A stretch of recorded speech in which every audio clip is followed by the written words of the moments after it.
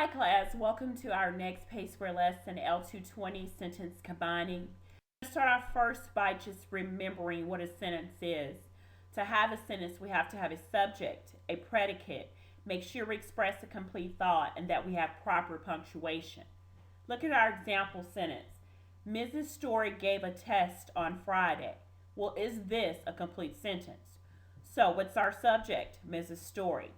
And is there a predicate? Yes, there is. Gave a test on Friday. And we do have our period here. So this is a complete sentence. Now, in this lesson, we're going to be combining sentences, taking two shorter sentences and making one nice sentence. So whenever you want to combine predicates or your verb or action or linking verbs in your sentences, you want to make sure that you avoid using the same subject or predicate. Well, what do I mean? Ed plays the guitar. Ed sings the blues.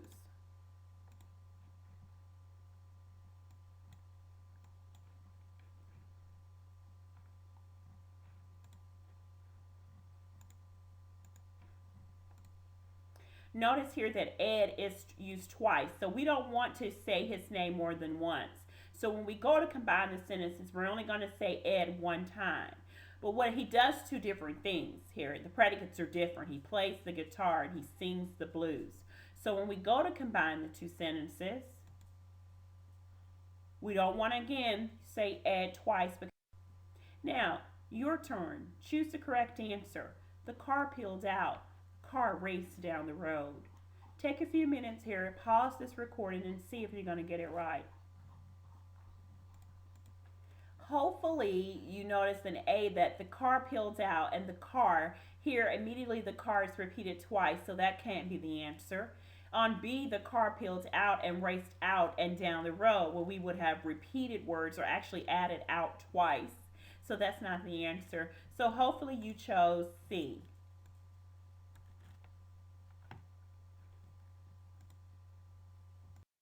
Now, how about we try combining with but? If you want to use the fanboy but, that's fine, but just remember that we're connecting opposing ideas or opposites. So when two things seem not to fit together, that's when we want to use but.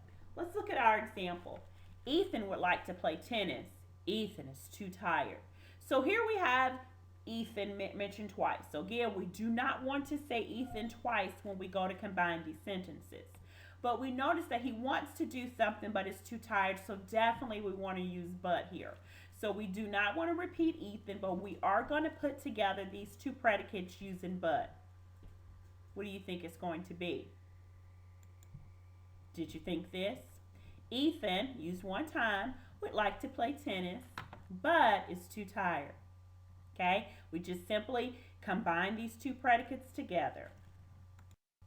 Now, with these three sentences, I want you to write the sentences down. I want you to combine them either using but or. Now, I want you to pause this because on the next three slides, we're going to actually go over the answers. But I want you to pause it now and try to combine these and see what you get. All right, let's see how well done. In the first sentence, Brianna babysits. Brianna doesn't like it. The first thing I underlined here was the fact that Brianna's mentioned twice. So when I go to combine them, I don't want to say her name twice. The first sentence tells me that she babysits. The second sentence tells me that she doesn't like it. These two things are opposing, so I definitely want to use but. Did you try this? Brianna babysits, but she doesn't like it. Well, why did I use she here? Well, I used she because I don't want to use her name twice, so I chose to use a pronoun that matches her name. I didn't change the predicate in either sentence. But notice I do have a comma here because I'm joining two complete sentences. Now, that's just one way to do it. You probably all did it this way. Brianna babysits but doesn't like it. That's perfectly fine. Notice here we simply brought down babysits. We brought down doesn't like it. But notice there's no comma there. And why? Can you remember why there's no comma in front of the fanboy in this sentence? Hopefully you remember. Do you remember? Pause if you need to think. Pause the recording. If not, this is just a compound predicate. We only use the comma if we had a complete sentence. If we don't have a complete sentence on behind the but. Good. Let's try the second sentence. Author plays basketball in the summer. Author plays soccer in the summer. Well, immediately I have some repeated words that are underlined here. Arthur plays in the summer, in the summer. So we're not going to repeat those words. We're only going to say them once. But what does he do in the summer? The first sentence tells us that he plays basketball. The second sentence says he plays soccer. So I'm simply going to combine what he plays. Did you get this? Arthur plays basketball and soccer in the summer. So how you doing so far? Your last one. Corey bought a dress at the mall. Corey ate lunch at the mall. Again, I've underlined things that are being repeated, such as Corey, and notice that at the mall is repeated. So when I go to combine these sentences, I'm only going to say it one time. Well, now let's think. What did Corey do? The first sentence tells us she bought a dress. The second sentence tells us she ate lunch. But notice she did both of those both at the same place. So when I go to combine the two, what did Corey do? She bought a dress and ate lunch. And where's that common place? At the mall. So how'd you do with all three? Feeling good? Feeling pretty good now? Let's keep going. Let's try combining three short sentences. Caesar fought many battles. Caesar ruled Rome. Caesar strengthened the Roman Empire. Now, what do you notice the same? Yep, notice all the subjects are the same. Caesar, Caesar, Caesar.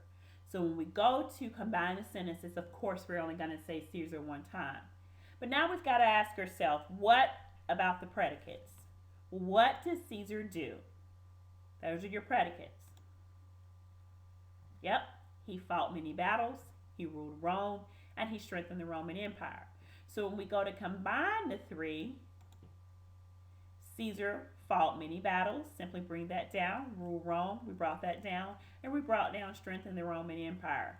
Notice that we did use and here, and there's our comma, which we'll go way deeper into items in a series later. But did you get this? Hopefully you're doing okay. Now, I want you to practice this one. So I want you to write the three sentences, pause this recording, and then we'll get the answer. So, Anthony cooks the steaks, Anthony bakes the potatoes, Anthony cleans the grill. Again, hopefully you notice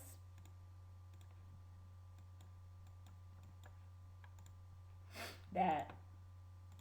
Now, you have Anthony mentioned 3 times. So when we go to combine these, of course, we're only going to say it one time. The predicates are all different. Hopefully this is what you have. Anthony cooked. Now, how about, what are we going to do when we have the same predicate? Sam swam in the lake. Jatoria swam in the lake. Well, again, we still don't want to repeat our predicate. We're just going to combine and not repeat the predicate. Sam and Jatoria swam in the lake. Now, how about we try using or here? Let's try a different fanboy. Paula can go with me. Alandria can go with me.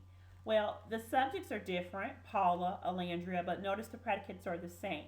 So when we go to combine these two, we don't want to repeat can go with me. So what are you going to do here? Hopefully this is what you did. Paula or Alandria can go with me. And of course, there's nothing wrong with using and. How you doing so far? Try these. Now this is going to be a little different here. We're actually going to combine using adjectives. Look at this example. Artesia swept the floor was dirty. Well, again, we do. Did you notice that the floor is mentioned twice here? Well, when we look in our second sentence, we have was dirty left over. The word dirty is an adjective and it's describing the floor. So when we go to combine these sentences, we really only want to pull out the adjective dirty because it's describing the floor. So we're going to take dirty out. We're only pulling out this adjective and we're going to add it to the first sentence. Well, where will we put it?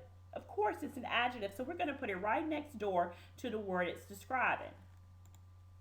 Artesia swept the dirty floor. Notice that? So we're not going to think about having to put was dirty in there. Simply take out the adjective and put it in the first sentence. I want you to try this next one. The children ran to the playground. The children were screaming. Again,